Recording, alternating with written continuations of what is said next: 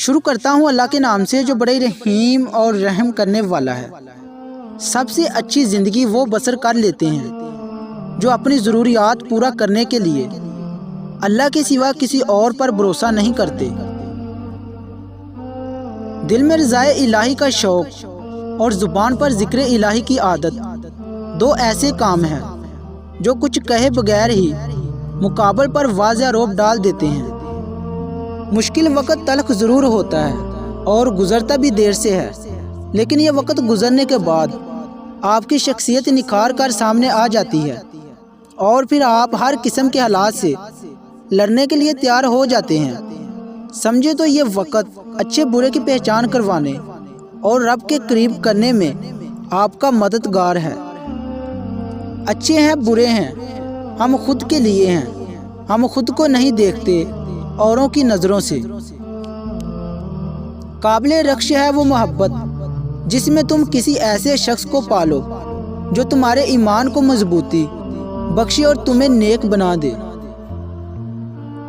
مسکرائیں اور آگے بڑھ جائیں، اس سے اچھا انتقام اور کیا ہوگا۔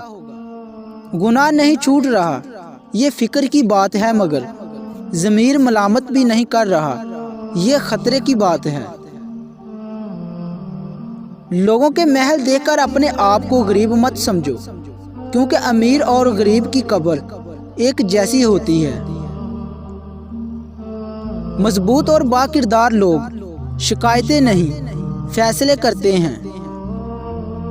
کتنا خوش نصیب ہے وہ شخص جسے گناہ واقعی گناہ لگتا ہو اور وہ اس کے چھوڑنے کی تڑپ میں دن رات دعائیں اور کوشش میں لگا رہتا ہو۔ جب تک آپ اپنے پروں کو پھیلاؤ گے نہیں، اس وقت تک یہ کیسے جان سکتے ہو کہ آپ کتنی دور تک اڑ سکتے ہو۔ زندگی خود کو تلاش کرنے کے بارے میں نہیں ہے، بلکہ زندگی اپنے آپ کو بنانے اور سنوارنے کا نام ہے۔ خوش نصیب انسان وہ ہے جو اپنے نصیب پر خوش رہتا ہو۔ ہم اللہ تعالیٰ کی جس حد کو توڑتے ہیں انہی کے ذریعے ہمیں توڑ دیا جاتا ہے، لیکن ہم اپنی غلطی اپنا گناہ تسلیم نہیں کرتے، بلکہ صفائیاں دیتے ہیں کہ کسی طرح ہم صحیح ثابت ہو جائیں۔ مگر سچ یہی ہے کہ جو اللہ کے حبیب صلی اللہ علیہ وآلہ وسلم نے حدودیں بتائی ہیں ان کے دائرے میں رہنا ہی ہمارے ایمان و عمل کی سلامتی پوشیدہ ہے۔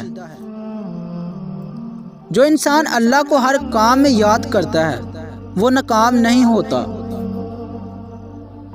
زندگی انسانی زندگی میں سب سے بڑا زمانہ وہ ہے جب لوگ دلیل سے نفرت کرنے لگتے ہیں۔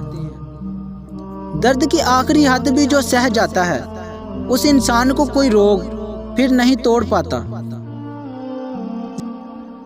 زندگی اندھیروں یا وہموں پر نہیں بلکہ رب پر یقین کرتے ہوئے گزارے، یقیناً آپ کو زندگی آسان اور مطمئن لگنے لگ جائے گی۔